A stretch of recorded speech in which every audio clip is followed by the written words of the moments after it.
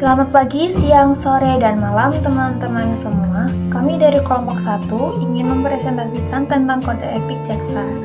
Yang akan kelompok kami bahas yaitu pengertian jaksa, tugas dan wewenang jaksa, peraturan jaksa agung dalam kode etik jaksa, jenis pelanggaran kode etik jaksa, kode perilaku jaksa, kewajiban dan larangan kode etik jaksa, lembaga pengawas internal dan eksternal, dan yang terakhir contoh kode etik jaksa. Selengkapnya akan dijelaskan oleh teman saya. Baik sekali, kali ini saya akan menjelaskan mengenai pengertian jaksa. Secara terminologis, istilah jaksa sudah ada sejak zaman Majapahit, yaitu istilah jaksa berasal dari kata yaksa dalam bahasa Sanskerta, di mana istilah yaksa digunakan dalam struktur yudikatif saat itu dengan istilah adiyaksa atau diyaksa dan dharma diyaksa. Pada masa pemerintahan Hayam Wuruk berkuasa sejak tahun 1350 sampai 1389, diyaksa merupakan jabatan hakim yang menangani masalah peradilan di persidangan. Diyaksa dikepalai oleh adiyaksa dan bertugas sebagai pengawas dan hakim tertinggi pada masa itu. Di kehidupan modern, kejaksaan adalah badan negara yang melakukan penuntutan semua tindak pidana dan melaksanakan putusan pengadilan pidana. Sedangkan menurut Undang-Undang Nomor 16 Tahun 2004 tentang Kejaksaan, pengertian jaksa adalah pejabat fungsional yang diberi wewenang oleh undang-undang untuk bertindak sebagai penuntut umum dan pelaksanaan putusan pengadilan yang telah memperoleh kekuatan hukum tetap, serta wewenang lain berdasarkan undang-undang. Yang kedua, ada tugas dan wewenang jaksa, yang mana dikelompokkan menjadi beberapa tugas dan wewenang jaksa. Salah satunya ada tugas dan wewenang kejaksaan di bidang pidana. Tugas dan wewenang kejaksaan di bidang pidana meliputi yang pertama melakukan penuntutan, yang kedua melaksanakan penetapan hakim dan putusan pengadilan yang telah memperoleh kekuatan hukum tetap, yang ketiga melakukan pengawasan terhadap pelaksanaan putusan pidana bersyarat, putusan pidana pengawasan, dan keputusan lepas bersyarat. Yang keempat, melakukan penyidikan terhadap tindak pidana tertentu berdasarkan undang-undang. Yang terakhir, yang kelima, melengkapi berkas perkara tertentu dan untuk itu dapat melakukan pemeriksaan tambahan sebelum dilimpahkan ke pengadilan yang dalam pelaksanaannya dikoordinasikan dengan penyidik. Di dalam sistem peradilan pidana, yang memegang peranan penting dalam penegakan hukum adalah jaksa. Mengingat yang menentukan apakah seseorang harus diperiksa oleh pengadilan atau tidak hanyalah jaksa. Kemudian, sebelum memangku jabatan sebagai jaksa, para jaksa wajib mengangkat sumpah atau janji menurut agamanya di hadapan jaksa agung. Peraturan Jaksa Agung dalam Kode Etik Jaksa. Jaksa adalah pejabat fungsional yang diberi wewenang oleh undang-undang untuk bertindak sebagai penuntut umum dan pelaksana putusan pengadilan yang telah memperoleh kekuatan hukum tetap serta wewenang lain berdasarkan undang-undang. Jabatan fungsional jaksa adalah jabatan yang bersifat keahlian teknis dalam organisasi kejaksaan yang karena fungsinya memungkinkan kelancaran pelaksanaan tugas kejaksaan. Jaksa diangkat dan diberhentikan oleh Jaksa Agung yang memberikan pimpinan dan penanggung jawab tertinggi kejaksaan yang dipimpin mengendalikan pelaksanaan tugas dan wewenang kejaksaan. Jaksa Agung menerbitkan kebijakan dalam program pembaruan yang terdiri dari 6 peraturan mengenai sistem rekrutmen calon jaksa. Yang pertama, pembinaan karir, kedua, pelatihan, pendidikan dan pelatihan, ketiga, kode etik perilaku jaksa, 4, standar minimum profesi jaksa, kelima, penyelenggaraan pengawasan. Peraturan dibuat untuk memperbaiki kultur disiplin kinerja dan etika profesi jaksa. Kode perilaku jaksa mengatur kewajiban dan larangan bagi jaksa. Tindakan administratif, tata cara pemeriksaan dan pejabat yang berwenang menjatuhkan tindakan administratif. Dalam kode etik disebutkan jaksa dilarang menerima dan meminta hadiah. Kode etik juga mengatur jaksa untuk tidak menggunakan jabatan dan kekuasaan untuk kepentingan pribadi atau pihak lain, termasuk merekayasa fakta hukum dalam penanganan perkara. Pelanggaran jaksa, Dasar Hukum 1, Peraturan Jaksa Agung Republik Indonesia Nomor per 014-JA-11-2012 tentang Kode Perilaku Jaksa atau Perja. Kemudian yang kedua adalah Undang-Undang Nomor 16 Tahun 2004 tentang Kejaksaan Republik Indonesia yang memuat jenis pelanggaran, yaitu sebagai profesi yang diberi wewenang dan tugas melakukan penuntutan. Kejaksaan tidak luput dari kemungkinan melakukan pelanggaran terhadap kewajiban, larangan dalam ketentuan maupun dalam kode etik, baik yang dilakukan di dalam maupun di luar jam kerja. Jaksa bisa saja melakukan tindakan pidana kejahatan terus-menerus melalaikan kewajiban dalam menjalankan tugas atau pekerjaannya. Contoh 1, melanggar larangan yang diatur dalam undang-undang dan kode etik. 2, melanggar sumpah atau janji jabatan sebagaimana dimaksud. 3, melakukan perbuatan tercela. 4, memberikan atau menjanjikan sesuatu yang dapat memberikan keuntungan pribadi secara langsung maupun tidak langsung bagi diri sendiri maupun orang lain dengan menggunakan nama atau cara apapun.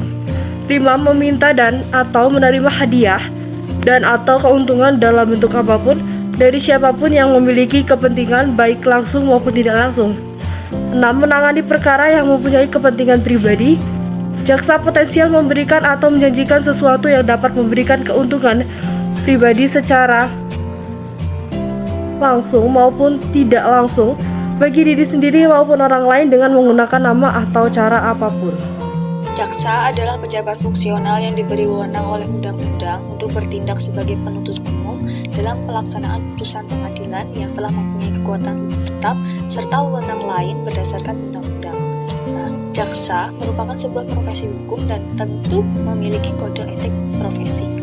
Kode perilaku jaksa diatur dalam Peraturan Jaksa Agung Republik Indonesia (PR) 014-A-JA-11-2012 tentang Kode Perilaku Jaksa. Kewajiban jaksa terdiri dari yang pertama ada kewajiban jaksa kepada negara, yang kedua kewajiban jaksa kepada institusi, yang ketiga kewajiban jaksa kepada profesi jaksa, yang keempat kewajiban jaksa kepada masyarakat. Menjelaskan tentang kewajiban dan larangan jaksa. Kewajiban jaksa tertera pada pasal 3 sampai dengan 6 Peraturan Jaksa Agung Republik Indonesia tentang kode etik perilaku jaksa. Pada pasal 3 itu menjelaskan tentang kewajiban jaksa kepada negara, yaitu tentang apa aja jaksa itu harus melakukan pada negara. Terus pada pasal 4-nya itu kewajiban jaksa kepada institusi, yaitu tentang menerapkan doktrin, terus menjunjung tinggi sumpah, terus menjelaskan tugas sesuai dengan visi dan misinya. Terus di pasal 5-nya itu menjelaskan tentang kewajiban jaksa pada profesi. Kewajiban jaksa pada profesi itu adalah menjunjung tinggi kehormatan dan martabat profesi itu sendiri, terus mengundurkan diri dari penanganan perkara apabila itu menyangkut paut dengan keluarga. Nah, lanjut ke pasal 6 itu kewajiban jaksa kepada masyarakat. Kewajiban jaksa pada masyarakat adalah memberikan pelayanan prima dengan junjung tinggi supremasi hukum. Jadi dia tidak pilih-pilih antara masyarakat jelata atau masyarakat kaum atas. Lanjut tentang larangan. Nah, larangannya adalah apa saja yang tidak boleh dilakukan oleh jaksa, yaitu menggunakan jabatan untuk kepentingan sendiri, habis itu merekayasa fakta-fakta hukum dalam penanganan perkara, penggunaan kapasitas dan seterusnya untuk melakukan penekanan secara fisik atau psikis pada seseorang. Iya, sekiranya dari saya, silakan dimulai teman saya. Pengawasan internal merupakan sebuah proses yang diwujudkan oleh pemimpin organisasi maupun anggotanya yang dirancang untuk menjamin tercapainya sejumlah tujuan seperti efektivitas dan efisiensi dari kegiatan operasional, keandalan laporan keuangan dan ketaatan dengan peraturan dan perundangan yang berlaku. Kegiatan pengawasan internal, kejaksaan melakukan pengawasan pemantauan penilaian terhadap kinerja jaksa dan pegawai kejaksaan dalam melaksanakan tugas kedinasannya. Pengawasan mempunyai tugas dan wewenang melaksanakan tugas dan wewenang kejaksaan di bidang pengawasan. Dengan lingkup bidang pengawasan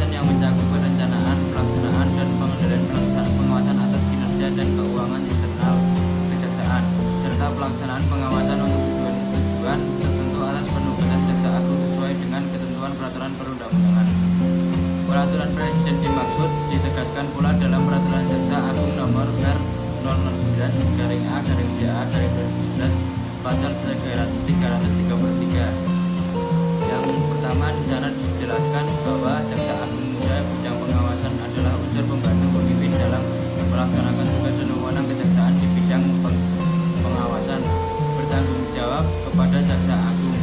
Yang kedua, Jaksa Agung Muda bidang pengawasan dipimpin oleh Jaksa Agung Muda Pengawasan. Pasal 334. Nomor 1, Jaksa Agung Muda bidang pengawasan mempunyai tugas dan wewenang melaksanakan tugas dan wewenang kejaksaan di bidang pengawasan. Yang kedua, lingkup bidang pengawasan sebagaimana dimaksud pada ayat 1, meliputi perencanaan, pelaksanaan, dan pengendalian pelaksanaan pengawasan atas kinerja dan keuangan internal kejaksaan, serta pelaksanaan pengawasan untuk tujuan tertentu atas penugasan Jaksa Agung sesuai dengan ketentuan peraturan perundang-undangan.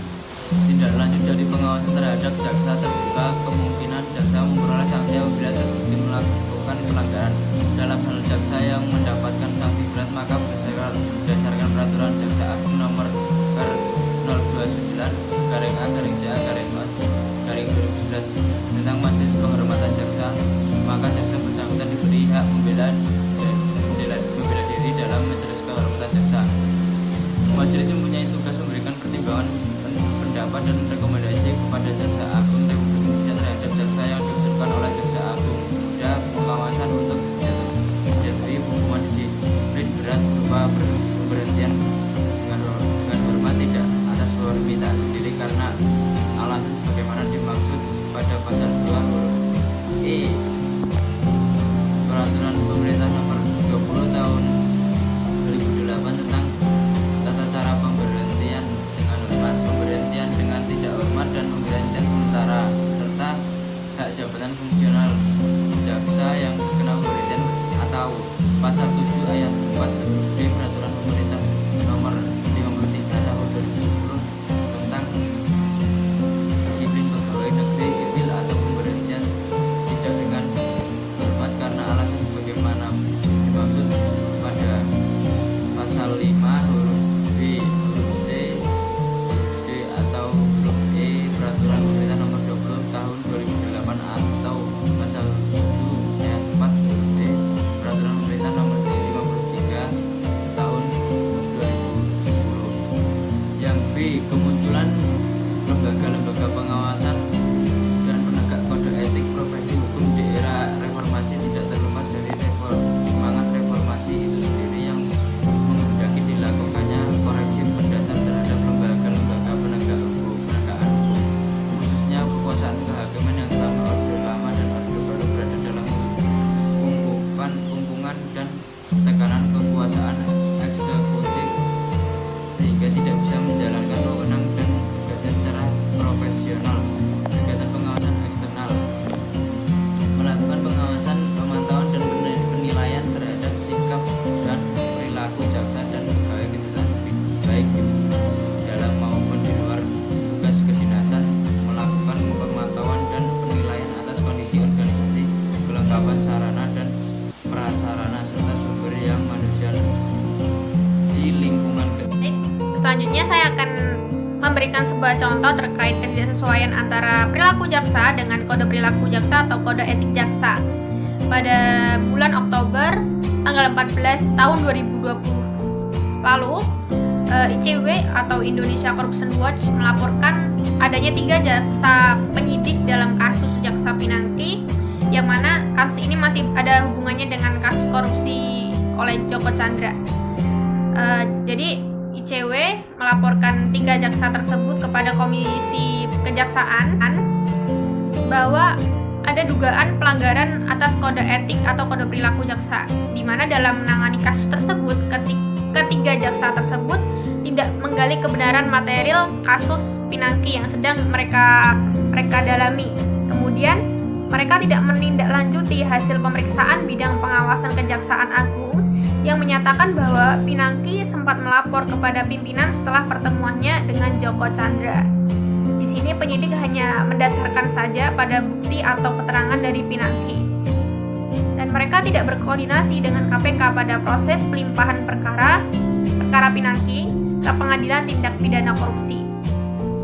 Komisi Kejaksaan di sini menilai bahwa ketiga jaksa ini telah melanggar pasal 5 huruf A Peraturan Jaksa Agung tentang Kode Perilaku Jaksa yang mana berbunyi, seorang jaksa harus menjunjung tinggi kehormatan dan martabat profesi dalam melaksanakan tugas dan kewenangannya dengan integritas, profesional, mandiri, jujur, dan adil.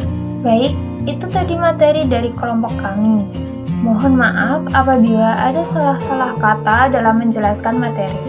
Ayo kita menjaga badan dengan berolahraga. Undur diri kami ucapkan untuk para pendengar semua.